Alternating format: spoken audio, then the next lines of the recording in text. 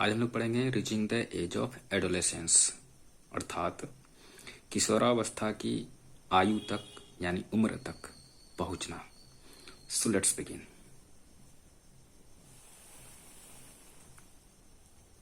Physical changes in human beings during growth, यानी growth के दौरान यानी वृद्धि के दौरान मनुष्य में फिजिकल चेंजेस यानी शारीरिक परिवर्तन।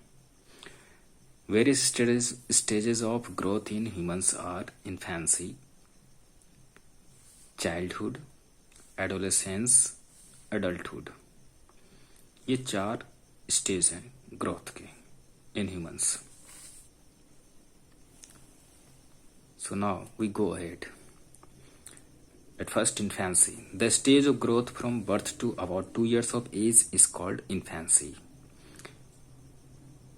यानी जन्म से लेकर लगभग 2 वर्ष की उम्र तक के ग्रोथ के स्टेज को यानी वृद्धि की अवस्था को इन्फेंसी कहा जाता है, यानी शैशव काल कहा जाता है। During this period babies grow very fast, और इस पीरियड के दौरान बच्चे बहुत तेजी से ग्रो करते हैं। They learn to sit, stand and recognize people and things around them। वे बैठना, खड़ा होना और लोगों को पहचानना and things around them, और अपने आसपास के चीजों को पहचानना सीखते हैं। नेक्स्ट स्टेज है चाइल्डहुड यानी बचपन। The stage of growth from about 2 years to 12 years of age is called childhood। लगभग 2 वर्ष से लेकर 12 वर्ष की उम्र तक ग्रोथ के स्टेज को चाइल्डहुड कहा जाता है, यानी बचपन कहा जाता है।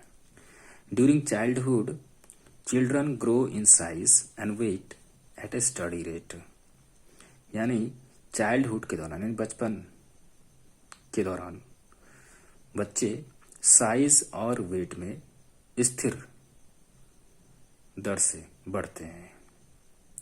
Children also grow intellectually, emotionally and socially. बच्चे बौद्धिक दृष्टि से, भावना की दृष्टि से एंड सोशली और सामाजिक दृष्टि से भी ग्रो करते हैं।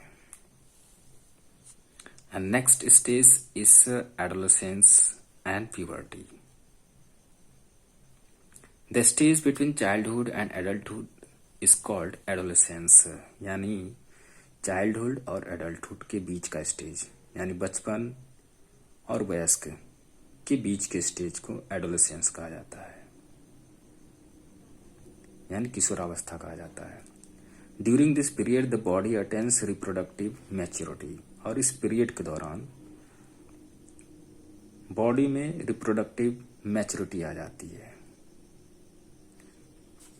Thus, the period of life when the body undergoes changes leading to the reproductive maturity is called adolescence। इस प्रकार लाइफ का वह period when the body undergoes changes, जब शरीर में परिवर्तन होता है, leading to the reproductive maturity, और जिसके कारण रिप्रोडक्टिव मैच्योरिटी आती है यानी प्रजनन परिपक्वता आती है, वैसे लाइफ के पीरियड को एडोलेसेंस कहा जाता है, यानी किशोरावस्था कहा जाता है। Adolescence usually starts from the age of 11 years and last up to the age of about 18 to 19 years। Adolescence यानी किशोरावस्था प्राय 11 वर्ष की उम्र से लेकर लगभग 18 to 19 years के एज तक, यानी 11 वर्ष की उम्र से शुरू होती है और वह लगभग 18 to 19 years के एज तक चलती है।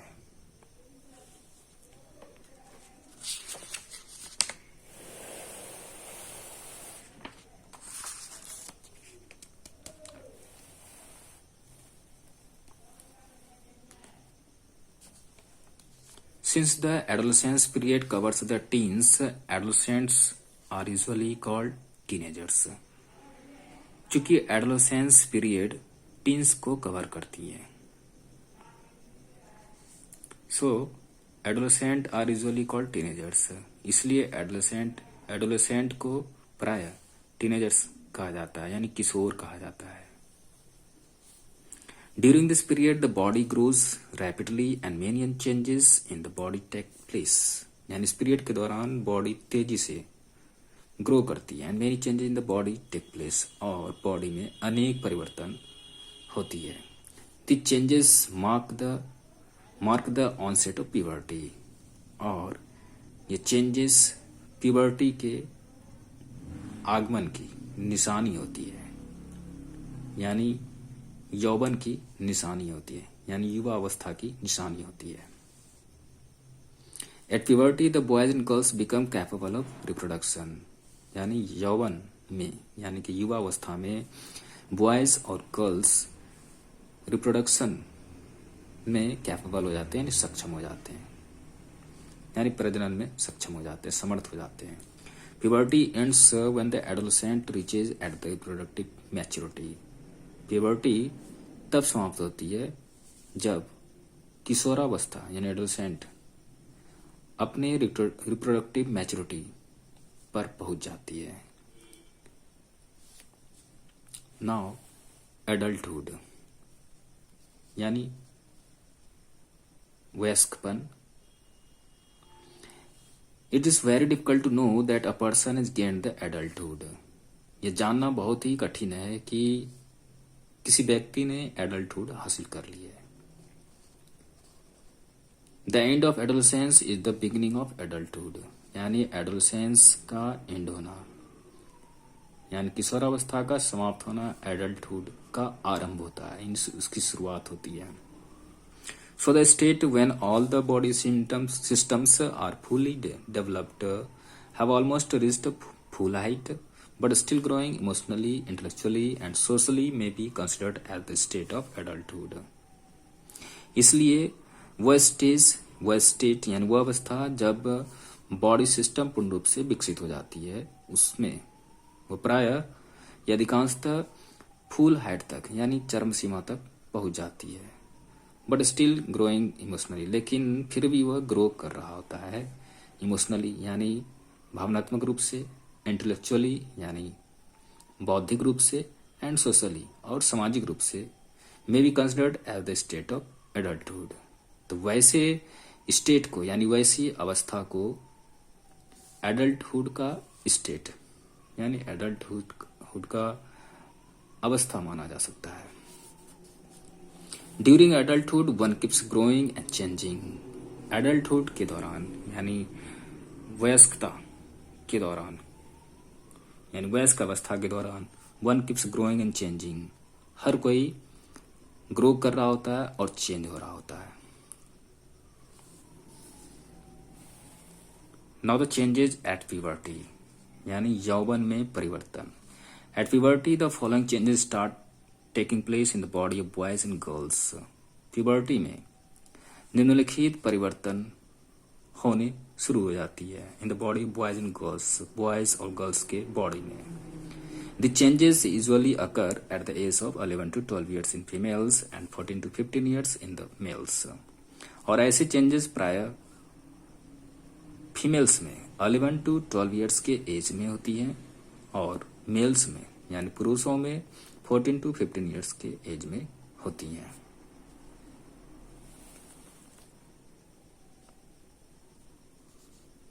Now increase in height during puberty यानी यौवन में यानी युवावस्था में there is a sudden increase in the height of both boys and girls, boys और गर्ल्स दोनों की हाइट में अचानक वृद्धि होती है। तो this occurs due to increase in length of the bones of arms and legs, और यह आर्म्स एंड लेग्स यानी हाथ और पैर के हड्डियों की लंबाई में वृद्धि के कारण होती है। The probable growth in height of boys and girls with age is shown below.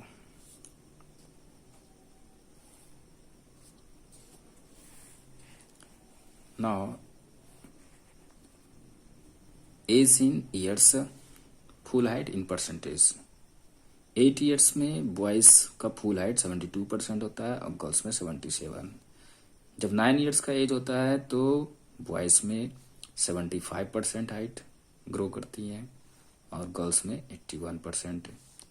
जब 10 ईयर्स होता है तो 78% बॉयज़ में हाइट ग्रो करती है और गर्ल्स में 84। इसी प्रकार 11 में 81% एंड गर्ल्स में 88%। एंड 12 में बॉयज़ में 84% ग्रो करती है और गर्ल्स में 91%।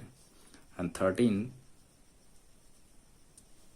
13 में बॉयज़ में 84% और गर्ल्स में 91%। इसी तरह 13 में बॉयज़ में 88% और गर्ल्स में 95%।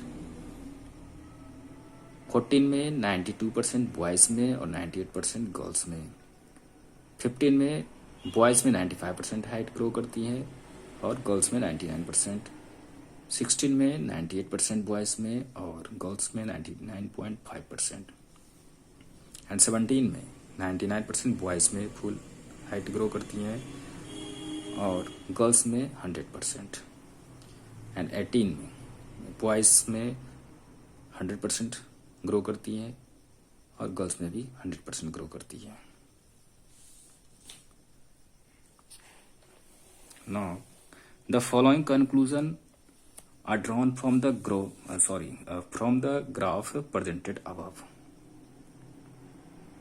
Initially, girls show faster growth in height than boys.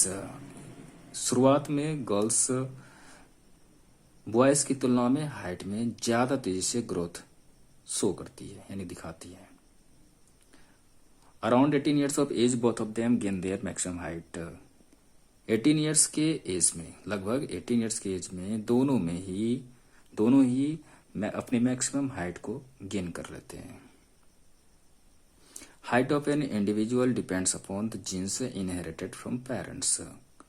किसी भी व्यक्ति का हाइट अपने पेरेंट्स से विरासत मिले हुए जीन्स पर डिपेंड करती है यानी उसकी आनुवांशिकी पर निर्भर करती है।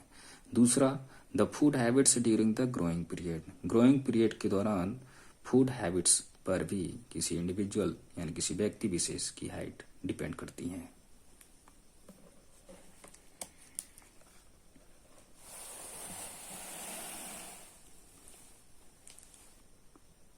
Now the changes in body shape.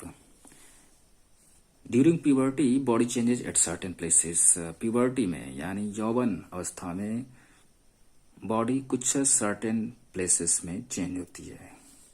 The changes are different for boys and girls. Boys और गर्ल्स के लिए चेंजेस अलग अलग होती हैं। In girls pelvic bones grow, hips become broader, breast start getting enlarged. In boys, shoulders broaden and the body muscles grow more prominently than in the girls. Now the change in voice.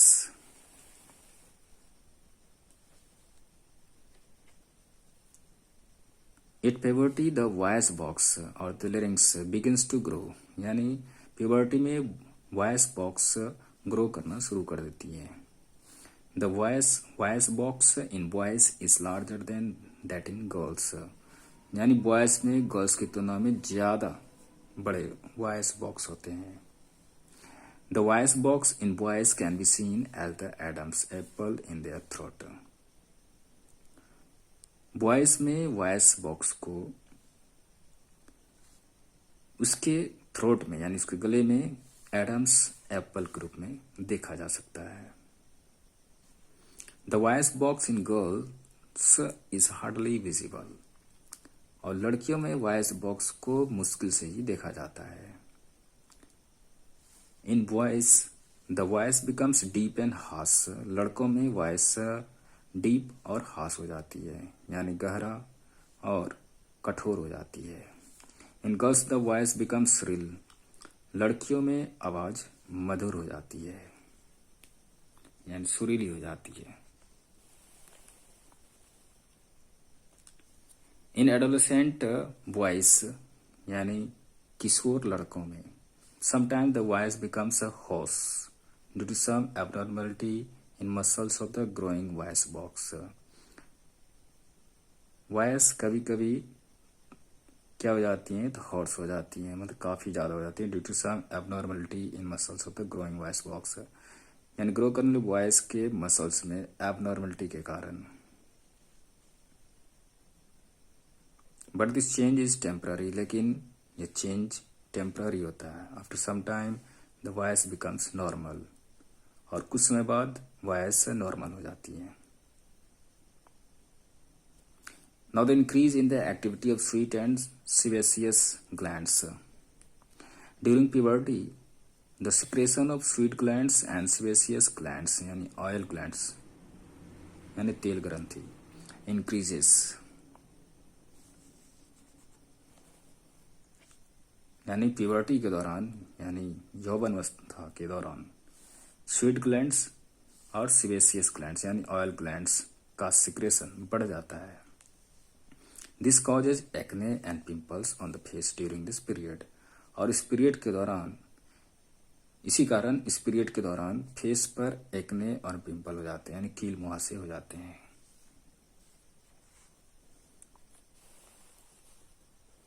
Now the development of sex organs at puberty, the reproductive organs in boys and girls become functional.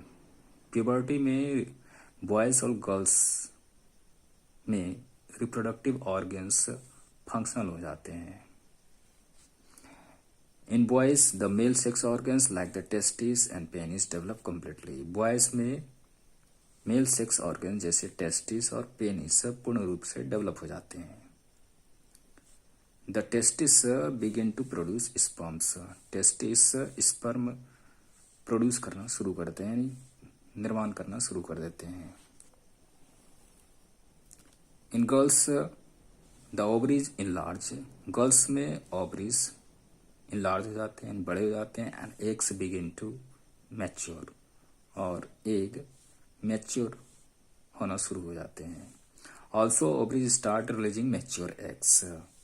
साथ ही ovaries mature eggs release करना शुरू कर देते हैं।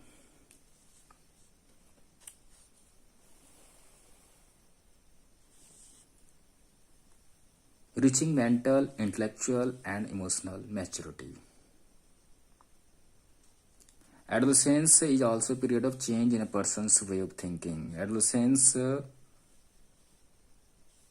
वह change का period भी है in a person's way of thinking, यानी लोगों के सोचने के तरीके में भी चेंज का पीरियड है। इट इज द टाइम, या वह टाइम होता है when the brain acquires the greatest capacity for learning.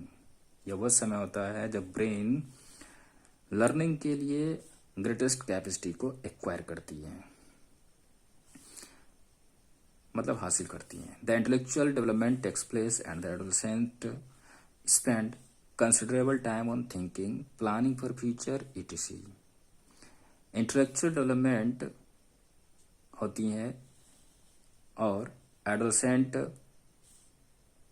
Thinking और फ्यूचर के प्लानिंग इत्यादि पर ज़्यादा समय बिताती हैं।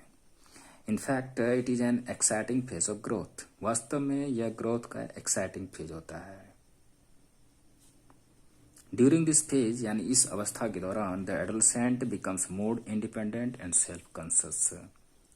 एडोलसेंट यानी किशोर ज़्यादा इंडिपेंडेंट और सेल्फ कॉन्शियस हो जाते हैं, यानी स्वयं जागरूक हो जाते हैं, सचेत हो जाते हैं।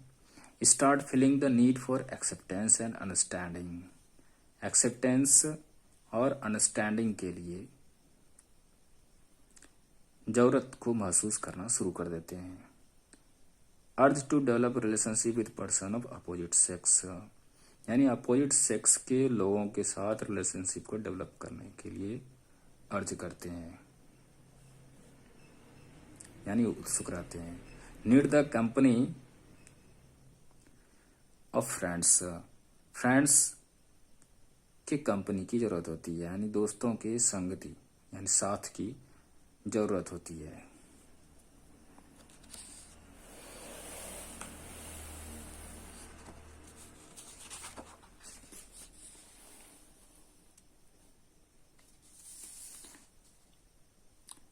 Adolescence is an emotional time. Adolescence यानी किशोरावस्था एक इमोशनल टाइम होता है, एक भावुक समय होता है।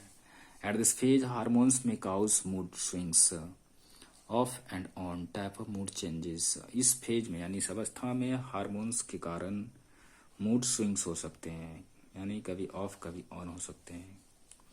At times, an adolescent may feel insecure while trying to adjust to the changes taking place in the body and the mind.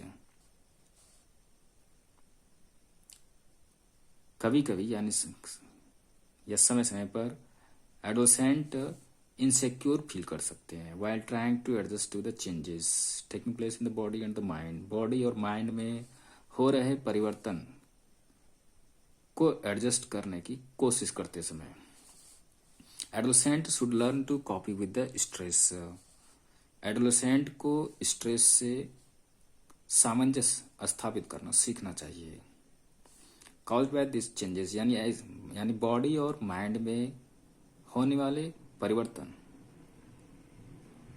से होने वाले स्ट्रेस से कॉप करना सीखना चाहिए, यानी सामंजस्य स्थापित करना सीखना चाहिए। The changes are natural part of growing ups. ऐसे परिवर्तन ग्रोइंग अप्स का नेचुरल पार्ट होता है, यानी स्वाभाविक हिस्सा होता है। There is no reason to feel insecure. Insecure feel करने का कोई कारण नहीं होता है। You may take guidance from your parents and teachers. They would be very happy to help you.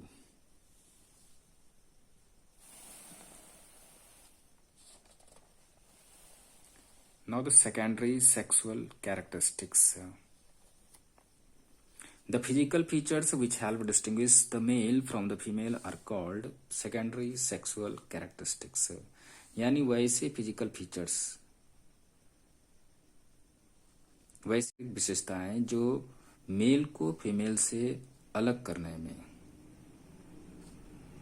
पहचानने में मदद करती हैं, वो वैसे फिजिकल फीचर्स को सेकेंडरी सेक्सुअल कैरेक्टरिस्टिक्स कहा जाता है। So these are given below. In males growth of public pubic hair, beard and mustache, hair on chest and under the arms. यानी प्यूबिक हेयर की वृद्धि यानी आंतरिक अंगों पर बालों की वृद्धि, बियर्ड दाढ़ी एंड मॉस्टेक और मूछ, ये सभी मेल्स में ग्रो करना शुरू कर देती हैं। Hair on chest and under the arms. दूसरा, डीपनिंग ऑफ वॉइस, आवाज का भारी हो जाना। In females enlargement of breast and hips, breast और हिप्स का इनलार्ज हो जाना है। दूसरा, appearance of pubic hair, hair under the arms, pubic hair का अपीयरेंस होना, यानी प्राइवेट पार्ट के आसपास, प्राइवेट ऑर्गन के आसपास बालों का उगना, बढ़ना। हेयर अंडर द आर्म्स, और आर्म्स के नीचे हेयर अपीयर होना, प्रकट होना। The changes which occur at adolescence are controlled by hormones, और ऐसे परिवर्तन जो एडोलेसेंस में होते हों, किशोरावस्था में होते हों, वे हार्मोन्स के द्वारा कंट्रोल्ड होते हैं।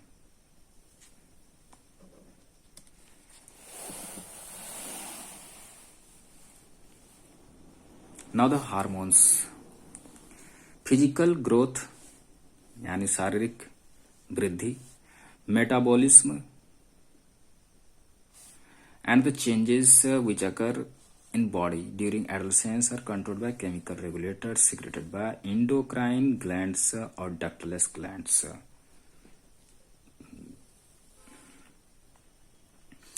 फिजिकल ग्रोथ यानी शारीरिक वृद्धि। दूसरा, मेटाबॉलिज्म यानी शरीर के अंदर होने वाली जैविक प्रक्रियाएं।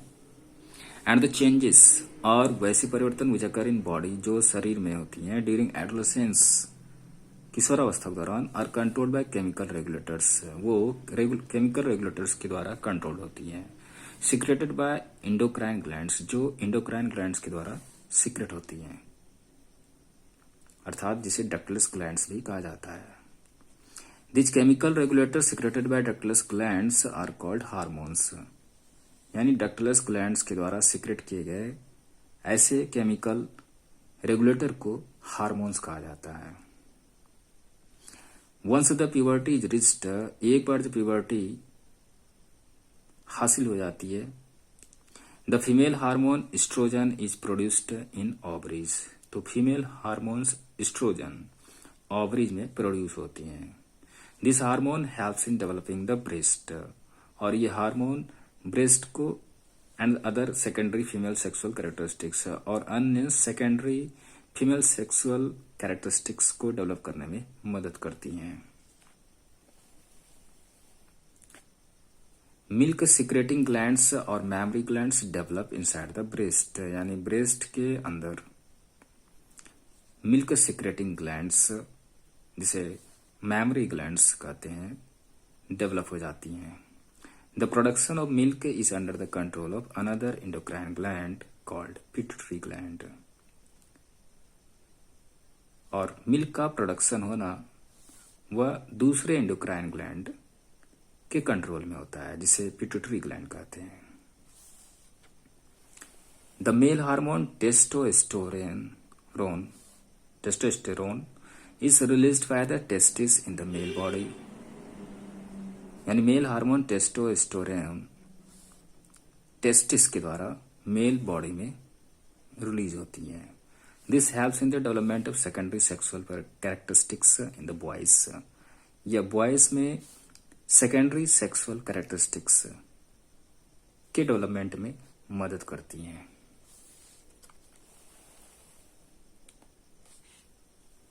Now the role of hormones in initiating the reproductive functions.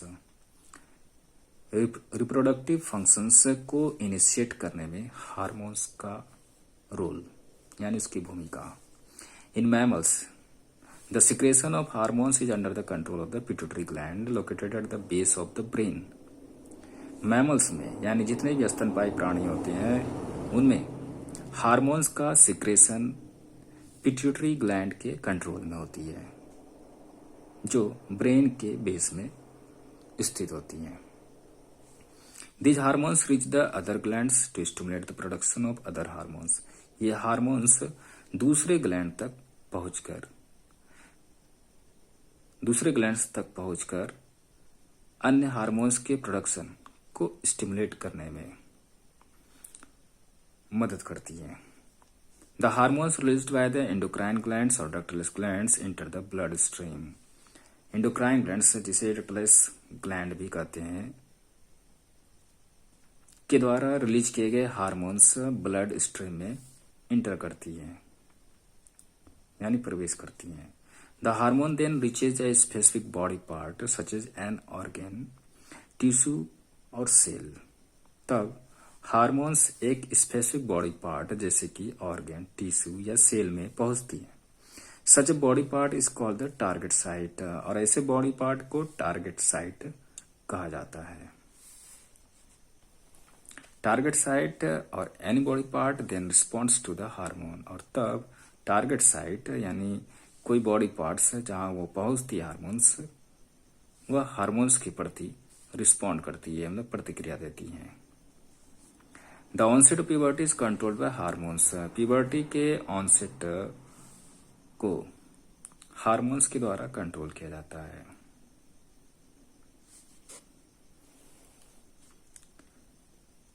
Hormones are responsible for the secondary male and female sexual characteristics. Hormones secondary male और female sexual characteristics के लिए responsible होते हैं। In males, sex hormone testosterone is secreted by testes. Males में sex hormone testosterone testis के द्वारा secret होती है, जबकि in females sex hormone estrogen is secreted by ovaries. Females में सेक्स हार्मोन एस्ट्रोजन ओवरीज के द्वारा सिक्रेट होती है। The secretion of sex hormones is controlled by the hormones secreted by the pituitary gland. Sex hormone का secretion pituitary gland के द्वारा secrete किए गए हार्मोन्स के द्वारा कंट्रोल होती है. The whole scheme of the role played by hormones in initiating reproductive function illustrated below. Hormones from pituitary gland stimulate gonads to release testosterone in males and estrogen in females, and then the hormones released in the bloodstream reach the specific part of the body, जिसे target side भी कहते हैं.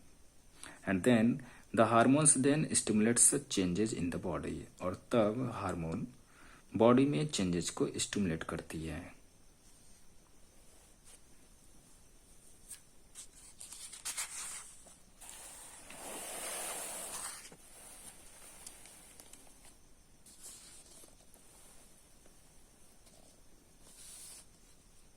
Now the reproductive phase of the life in humans.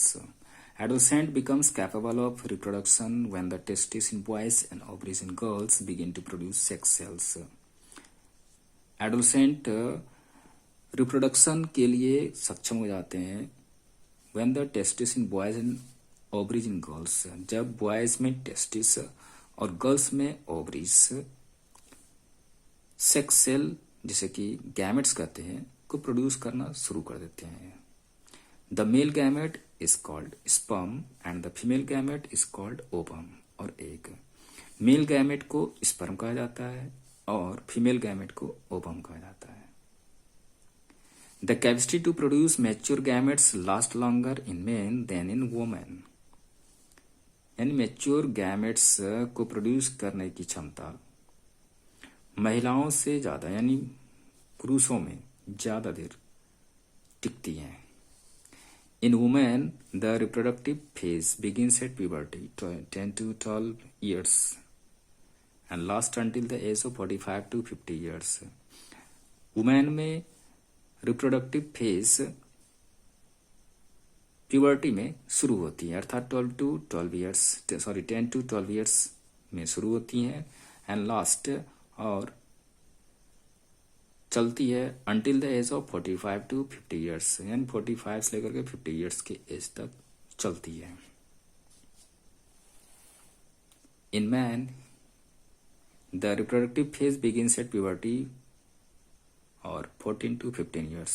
Reproductive phase puberty में शुरू होती है वो है 14 to 15 years के एज में and last as long as he is healthy और वह तब तक टिकती है तब तक रहती है जब तक वह हेल्दी रहता है. Now the menstruation and menopause यानी माहवारी यानी इसे मासिक धर्म कहते हैं. दूसरा है रजोनिवृत्ति यानी मासिक धर्म का बंद होना. एक हो गया मासिक धर्म और दूसरा मासिक धर्म का बंद होना जिसे बोलते हैं एक मासिक धर्म को बोलते हैं माहवारी और दूसरे बोलते हैं रजोनिवृत्ति. In girls with the onset of puberty the ovaries start releasing matured eggs.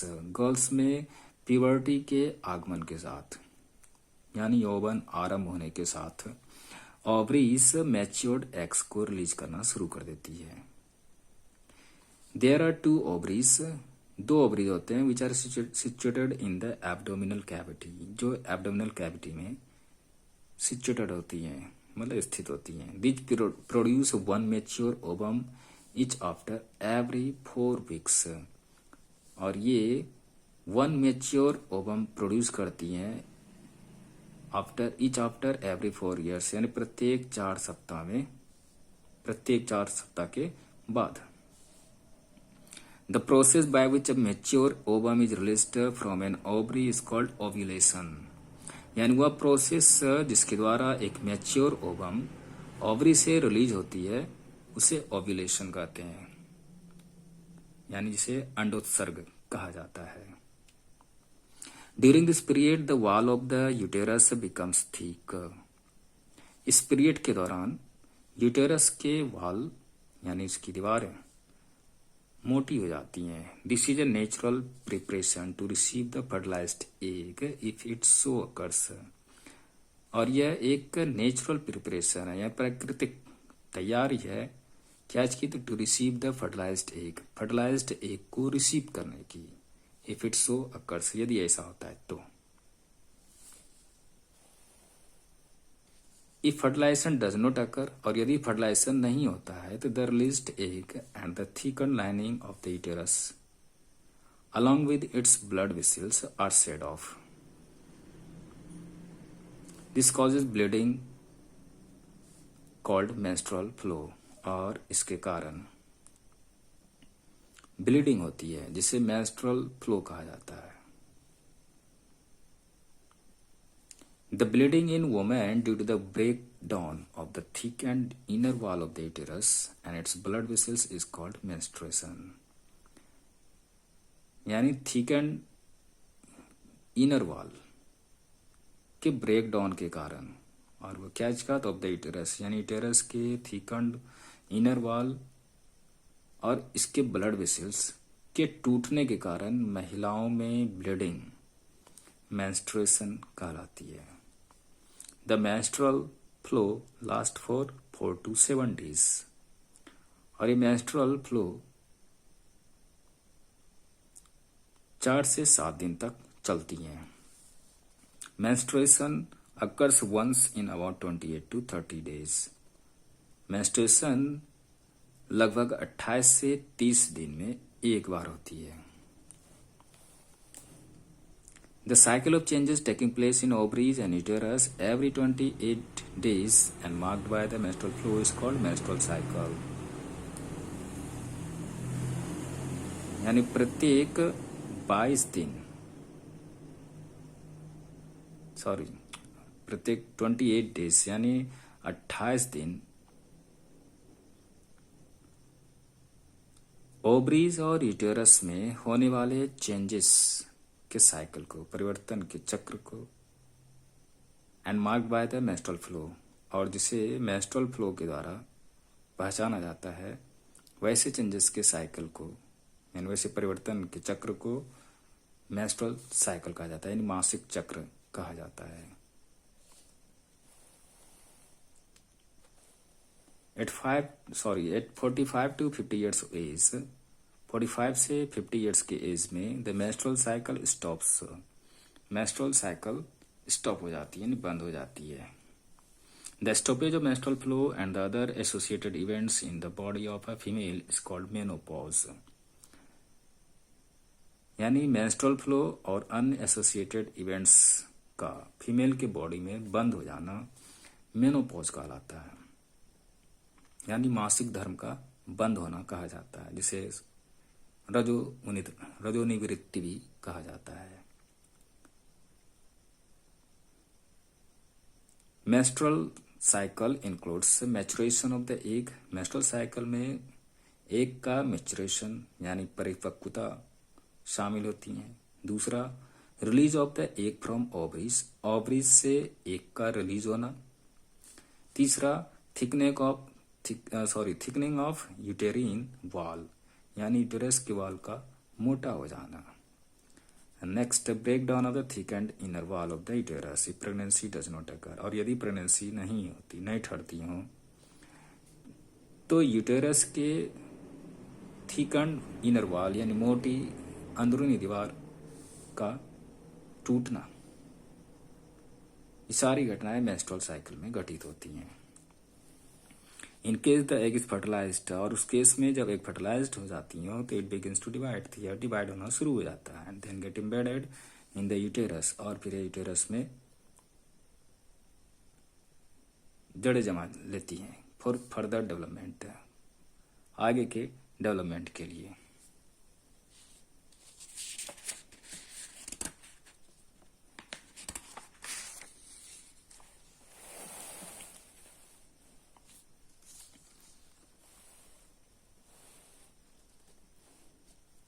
Now, what determines the sex of a baby?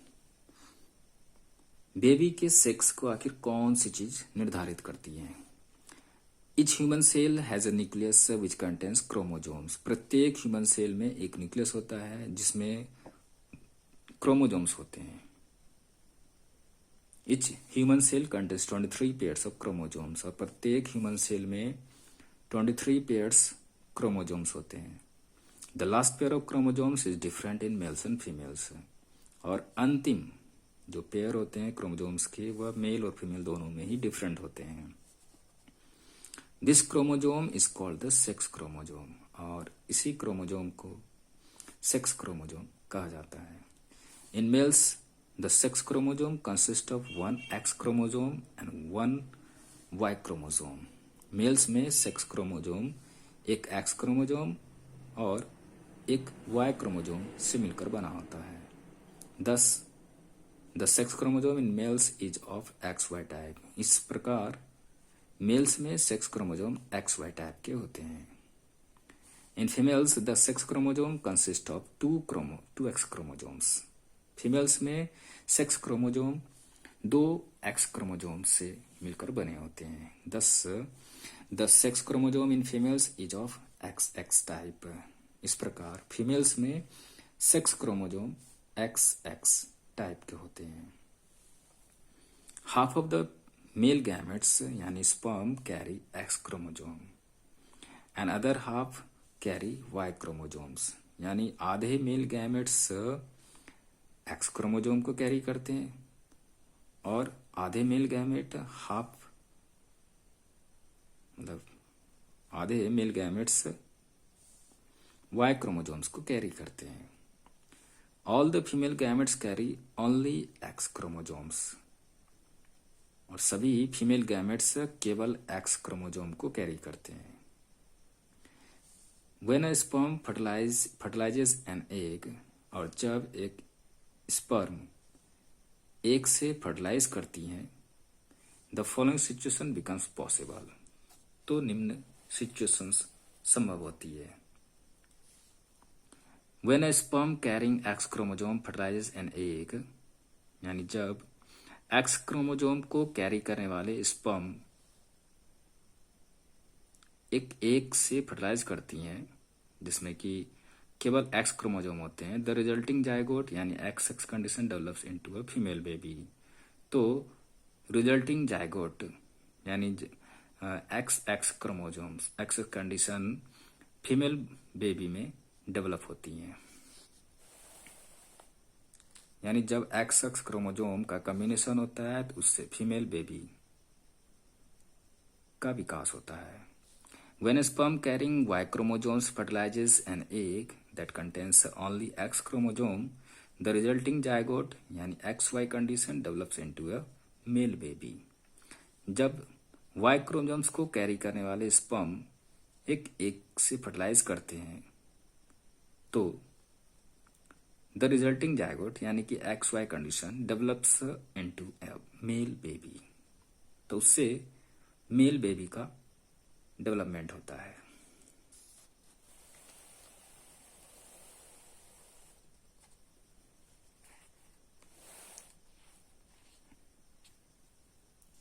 Now hormones other than sex hormones. Sex hormone से अलग hormones. Our body has several endocrine glands located in different parts of the body. यानी body के अलग अलग हिस्सों में यानी हमारे बॉडी में और वही बॉडी के अलग अलग हिस्सों में अनेक एंडोक्राइन ग्लैंड्स स्थित हैं. Each gland produces a particular hormone. और प्रत्येक ग्लैंड एक खास हार्मोन को प्रोड्यूस करते हैं which has a specific function. और जिसके विशेष फंक्शन होते हैं यानी विशेष कार्य होते हैं. For example when you are very angry और excited a hormone called adrenaline act on the liver. जब आप बहुत ही एंग्री या एक्साइटेड होते हैं तो एड्रेलिन नाम का हार्मोन लीवर पर एक्ट करता है यानी प्रतिक्रिया करता है. The pancreas controls the level of sugar in the blood bye regulating the amount of insulin. Pancreas blood में शुगर के लेवल को कंट्रोल करती हैं bye regulating the amount of insulin, यानी इंसुलिन के अमाउंट को रेगुलेट करके।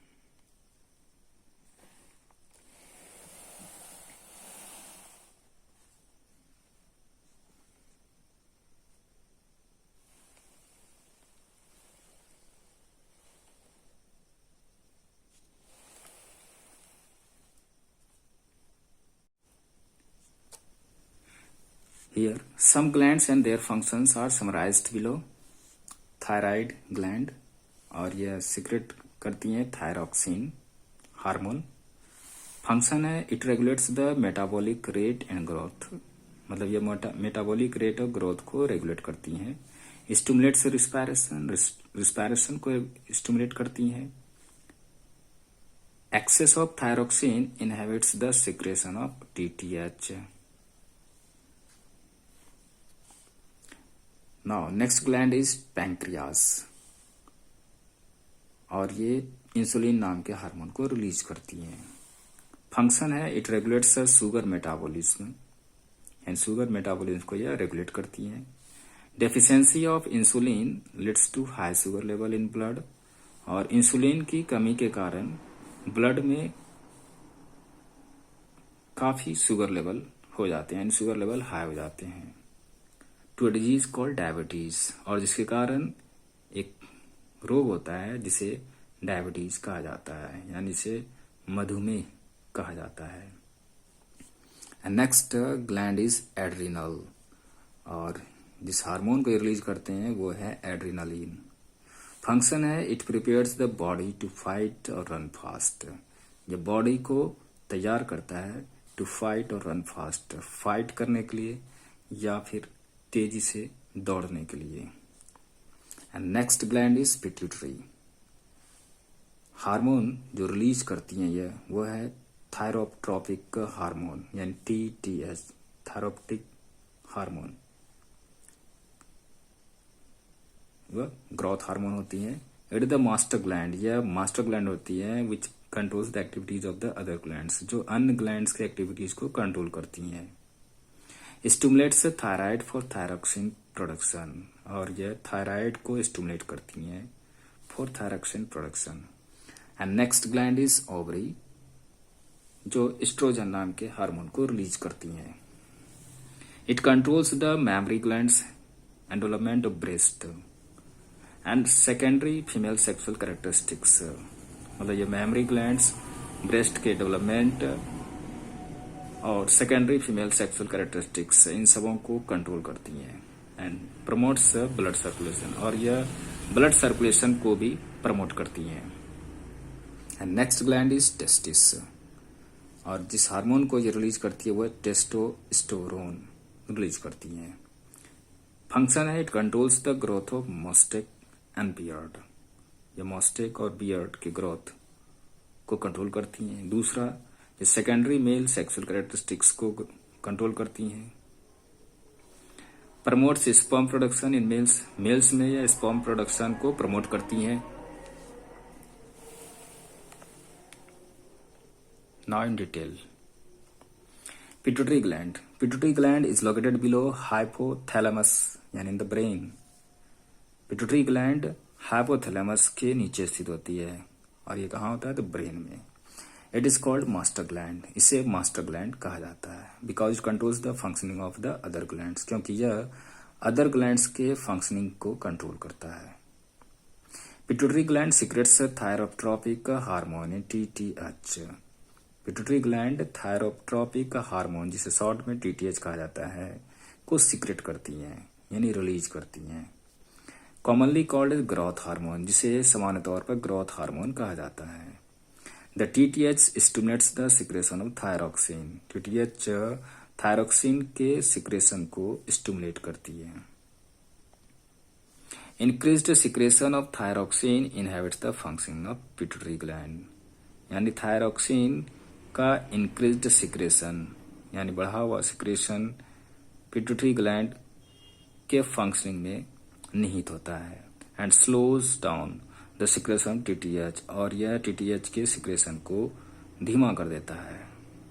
Similarly, a decrease in the secretion of thyroxine will stimulate the pituitary gland to secrete more TTH. इसी प्रकार थायरोक्सिन के सिक्रेशन में डिक्रीज पिट्यूटरी ग्लैंड को stimulate करती है टू सिक्रेट मोर टीटीएच, ज्यादा से ज्यादा टीटीएच को सिक्रेट करने के लिए। This will then increase the secretion of thyroxine, और यह तब थायरोक्सिन के सिक्रेशन को इंक्रीज करेगी। Thus, the level of thyroxine and TTH in blood is maintained at a balanced level. इस प्रकार थायरोक्सिन और TTH का लेवल ब्लड में एक बैलेंस्ड लेवल पर मेंटेन होती है।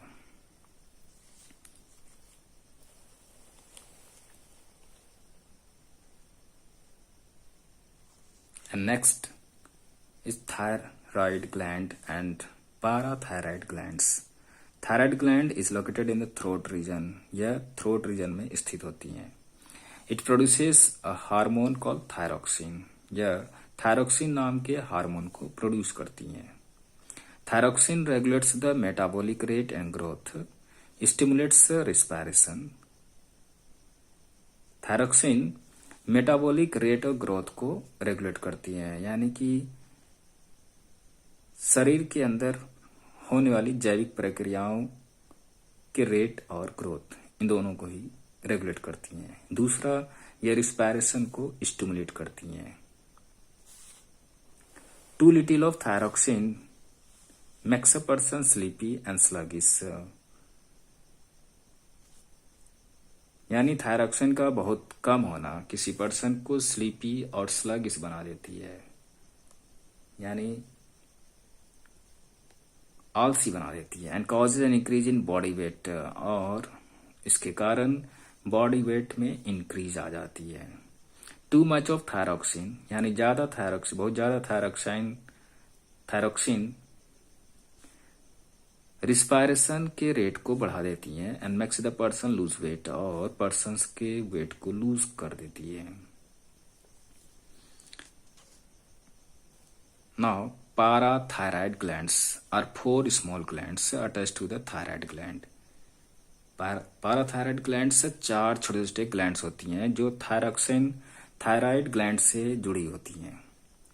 पाराथायराइड ग्लैंड्स प्रोड्यूस पाराथायरोक्सिन, मतलब ये ग्लैंड्स पाराथायरोक्सिन प्रोड्यूस करती हैं, विच controls the amounts of calcium and phosphorus in the body, जो बॉडी में कैल्शियम और फास्फोरस के अमाउंट्स को कंट्रोल करती है। And now, pancreas. Pancreas is both exocrine as well as endocrine gland. The pancreas exocrine के साथ साथ endocrine gland भी होती है। Through the duct के माध्यम से, यानी नली के माध्यम से, it secretes a pancreatic juice. Pancreatic juice को यह सीक्रेट करती है, मतलब छोड़ती हैं, रिलीज करती हैं, विच हेल्प्स इन डाइजेशन, जो डाइजेशन में यानी पाचन में मदद करती हैं।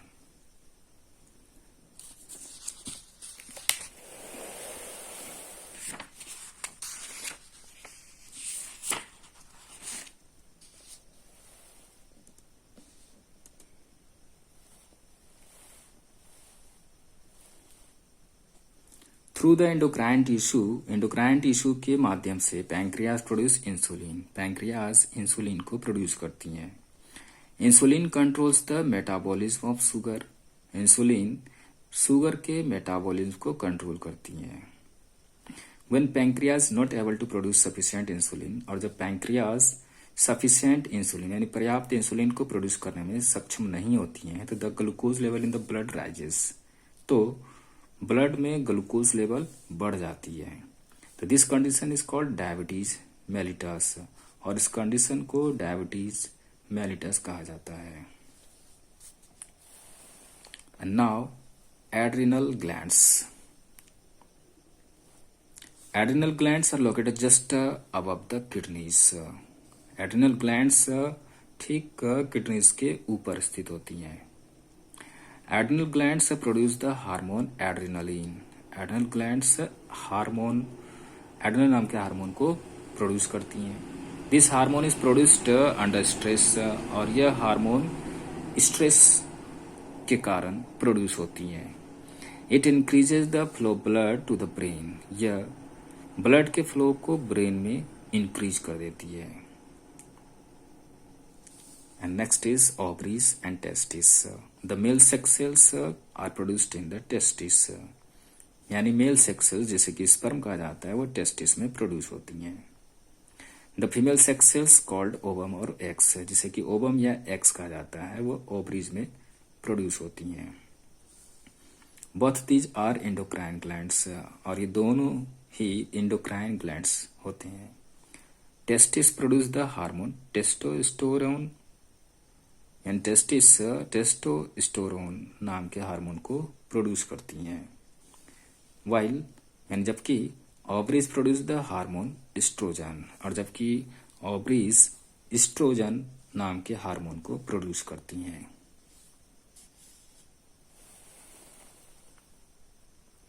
Now role of hormones in completing the life history of insect and frogs.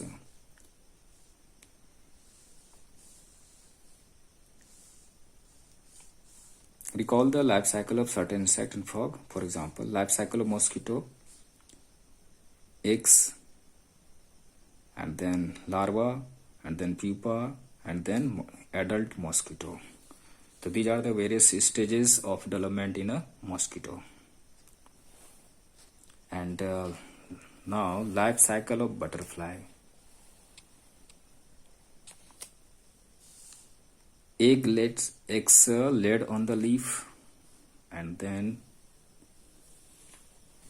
caterpillar, and then pupa, and then adult butterfly. So these are the various stages of development in a butterfly. The caterpillar or larva has to pass through various stages.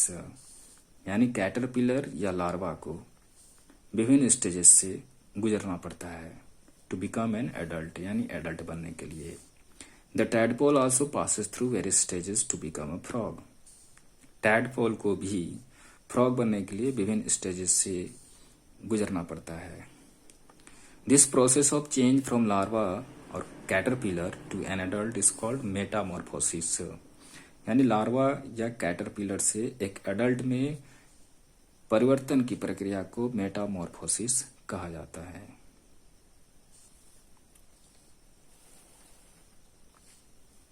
The process of metamorphosis in insect is controlled by insect hormones. Insect में Metamorphosis के process को insect hormone के द्वारा control किया जाता है।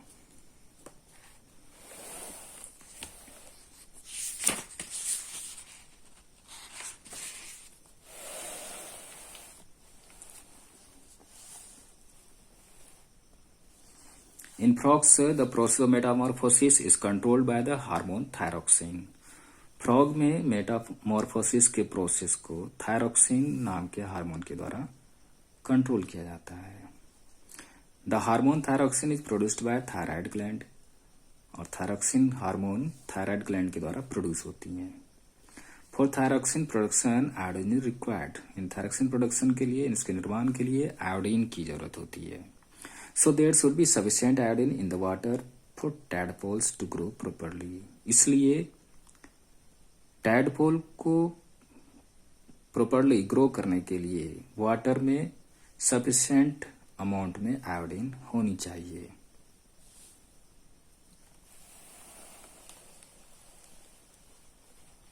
Now reproductive health. Health is a general state of person's physical, mental and social well-being. Health किसी व्यक्ति का फिजिकल यानी शारीरिक, मेंटल यानी मानसिक एंड सोशल वेलबींग और सामाजिक स्वास्थ्य की समान अवस्था होती है। A person is said to have good health when he is free from any disease, anxiety, social and psychological tensions. यानी एक पर्सन को गुड हेल्थ वाला तभी कहा जाता है जब वह किसी भी डिजीज, एंजाइटी यानी किसी रोग, परेशानी और किसी भी सोशल एंड साइकोलॉजिकल टेंशन यानी सामाजिक और मानसिक तनाव से वह फ्री होता है, तभी उसे गुड हेल्थ वाला व्यक्ति माना जाता है, कहा जाता है।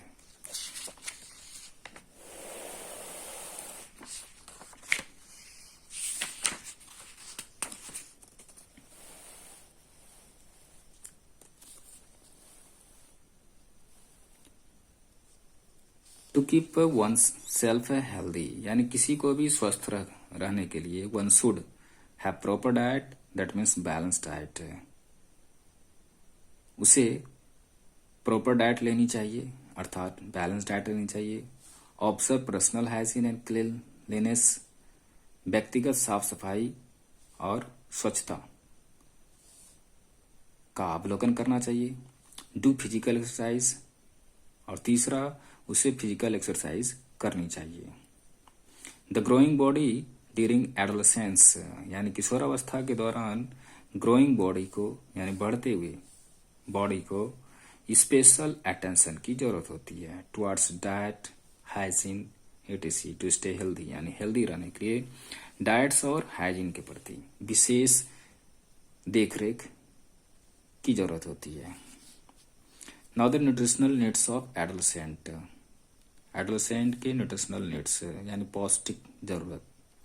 Each individual should take balance diet to stay healthy, यानी हर व्यक्ति विशेष को हेल्दी रहने के लिए बैलेंस डाइट लेना चाहिए। A typical balance diet should contain carbohydrate 60%, यानी एक खास बैलेंस डाइट में 60% कार्बोहाइड्रेट होनी चाहिए, फैट 15%, प्रोटीन 25%, मिनरल्स होनी चाहिए, विटामिन होनी चाहिए, रफेज होने चाहिए एंड सफिशिएंट वाटर होनी चाहिए। A the traditional Indian meal is considered to be balanced diet because it contains all the nutrients. यानी पारंपरिक इंडियन मील में यानी भारतीय भोजन को एक बैलेंस डाइट माना जाता है because it contains all the nutrients, क्योंकि इसमें सभी न्यूट्रिएंट्स होती हैं। For example cereals and grains contain carbohydrates, vitamins, minerals and roughage. Cereals और ग्रेन्स में कार्बोहाइड्रेट, विटामिन, मिनरल और रफेज होते हैं। दूसरा, पल्सेस सच एज चिकपीस यानी व्हाइट चना, मूंग, black gram and soybean are good source of carbohydrates. ये सभी क्या होते हैं? अच्छे सोर्स होते हैं। क्या इसके? तो कार्बोहाइड्रेट, प्रोटीन, मिनरल्स और विटामिन के। वेजिटेबल्स सच एज स्पिंच यानी से पालक कहते हैं, कैबेज, कॉलीफ्लावर, टोमेटो, कैरोट, ऐसे सभी वेजिटेबल्स क्या होते हैं? तो are good sources of vitamin and minerals, यानी विटामिन और मिनरल के अच्छे सोर्स होते हैं। Carrot and tomato are rich in vitamin A. Carrot और टोमेटो विटामिन ए से रिच होते हैं। Spinach is rich in iron, जबकि स्पिंच आयरन में रिच होते हैं। Eggs, meat and fish are rich in protein, ये सभी प्रोटीन से रिच होते हैं। Milk and milk products contain fat, calcium and phosphorus, यानी मिल्क और मिल्क प्रोडक्ट में फैट, कैल्शियम और फास्फोरस होते हैं। The people who need lesser fat should consume skimmed milk, यानी वैसे व्यक्ति जिन्हें कम फैट की जरूरत है उन्हें स्किम्ड यानी कि टोन्ड मिल्क लेनी चाहिए। Carbohydrates and fats give energy, carbohydrate fat energy देती है। Adolescent need more energy for various physical activities, यानी एडोलेसेंट को यानी किशोर को विभिन्न फिजिकल एक्टिविटीज यानी शारीरिक गतिविधियों के लिए या क्रियाकलापों के लिए ज्यादा एनर्जी की जरूरत होती है। Therefore they should take food rich in carbohydrates, इसलिए उन्हें कार्बोहाइड्रेट से रिच फूड लेनी चाहिए।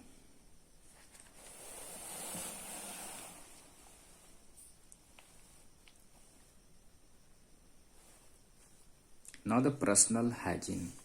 Keeping one's own body clean by taking proper bath, wearing clean clothes, eating clean and protected food after washing hands, etc.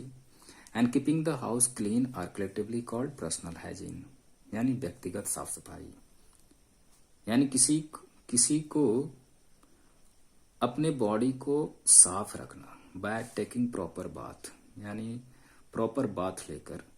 दूसरा, wearing clean clothes, साफ कपड़े पहनकर।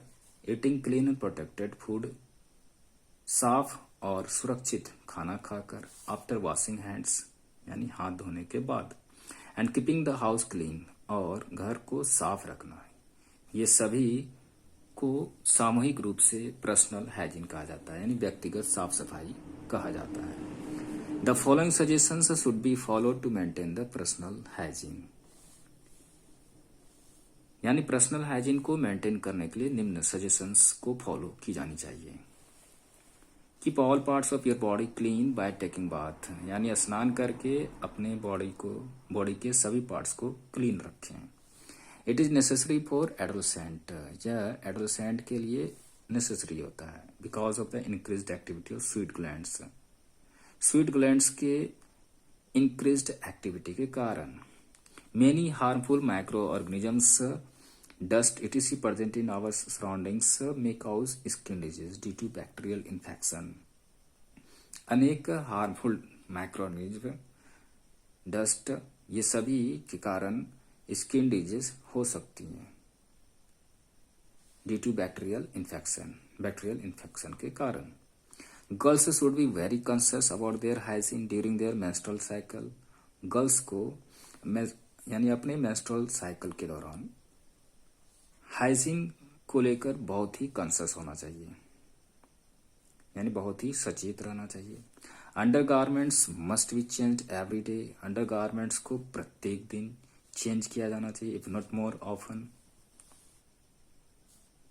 Cotton undergarments should be preferred, cotton undergarments को prefer किया जाना चाहिए। Regular bath will protect you from many diseases, regular bath अनेक disease से आपको बचाती है, ये बचाएगी। Bathing helps in maintaining the skin healthy, स्नान करने से स्किन को हेल्दी रखने में मदद मिलती है। Wash your hands properly before and after meals, भोजन के पहले और भोजन के बाद उचित तरीके से अपने हैंड्स को वॉश करें। Trim your nails from time to time, समय समय पर अपने नेल को ट्रिम करें, यानी काटें। कीप देम क्लीन, उन्हें साफ रखें। Clean your mouth before and after each meal, यानी भोजन करने के पहले और भोजन करने के बाद अपने माउथ को क्लीन करें। To improve the health of gums and teeth, gums और टीथ के हेल्थ को इम्प्रूव करने के लिए eat hard and fibrous raw fruits and vegetables, hard और फाइब्रस रॉ फ्रूट्स और वेजिटेबल्स खाएं। Wash your feet with water every time you come from outside, यानी जब भी आप बाहर से आए तो हर बार अपने पैरों को पानी से धोएं। Do not work bare feet outside, बाहर नंगे पैर काम ना करें। Do not wear tight dresses ना पहने। Tight dress does not permit proper blood circulation, tight dress proper blood circulation को परमिट नहीं करती है। Change your clothes particularly undergarments every day, अपने कपड़े को चेंज करें, खासतौर पर प्रत्येक दिन अंडरगारमेंट्स को। इट फ्रेशली कुक्ड फूड, ताजे पके हुए भोजन खाएं। The food should be kept covered to protect it from flies etc, मक्खियों से इसकी सुरक्षा करने के लिए भोजन को ढक कर रखा जाना चाहिए। डू नॉट ईट स्टेल और एक्सपोज्ड फूड, बासी या खुले भोजन को ना खाएं। Clean latrines should be used for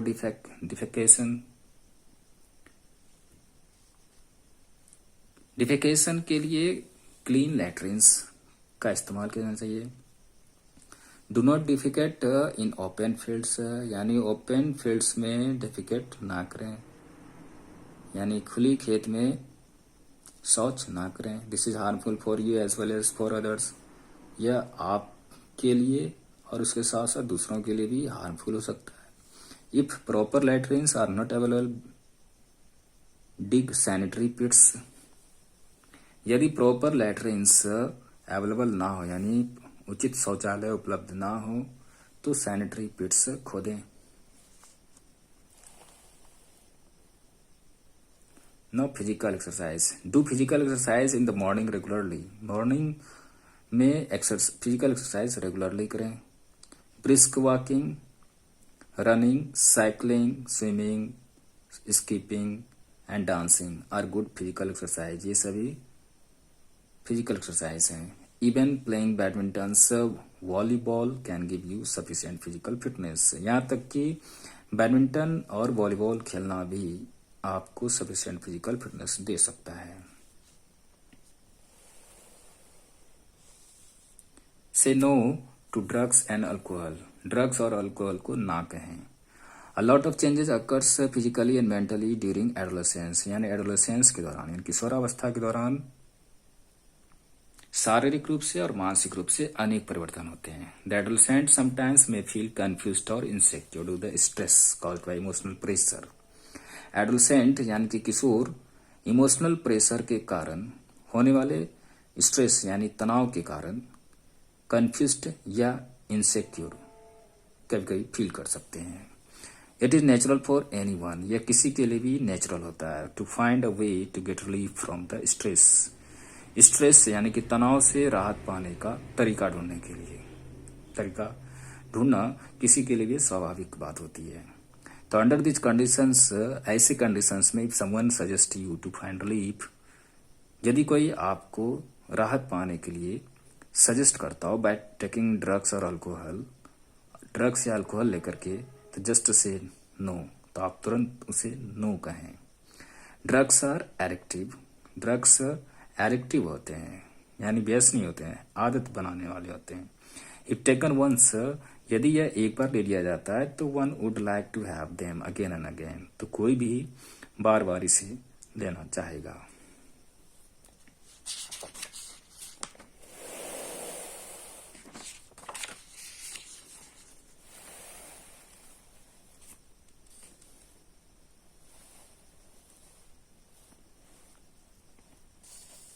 drug taking and drinking affect the nervous system,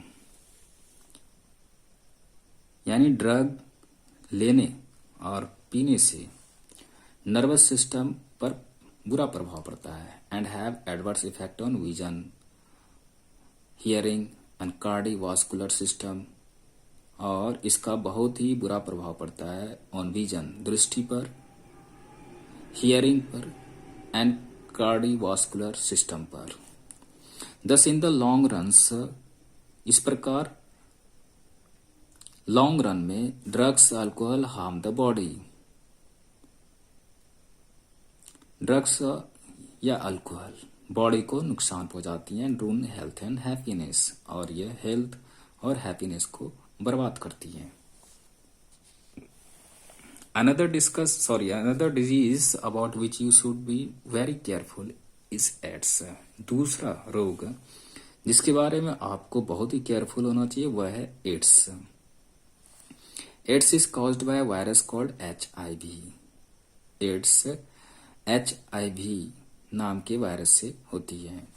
the HIV virus destroy the natural defence mechanism. HIV virus natural defence mechanism को destroy कर देती है of the body and makes it susceptible to disease, और यह disease के लिए susceptible बना देती हैं, संदेहास्पद बना देती हैं। The ways by which this virus is transmitted from an infected person to normal person are, वह तरीके जिसके द्वारा यह वायरस एक इन्फेक्टेड पर्सन से एक नॉर्मल पर्सन में ट्रांसमिट होती है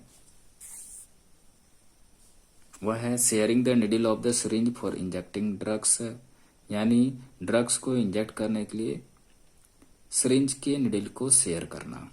दूसरा, through an infected mother to her infant, एक इन्फेक्टेड मदर से अपने इन्फेंट यानी अपने शिशु के माध्यम से। तीसरा, यह unprotected sexual contact with an infected person, यानी एक इन्फेक्टेड पर्सन के साथ अनप्रोटेक्टेड सेक्सुअल कंटेक्ट यानी असुरक्षित सेक्सुअल कंटेक्ट से। देयर इज नो वैक्सीन और मेडिसिन फॉर एड्स सो फार, यानी अब तक एड्स के लिए कोई वैक्सीन या मेडिसिन नहीं है।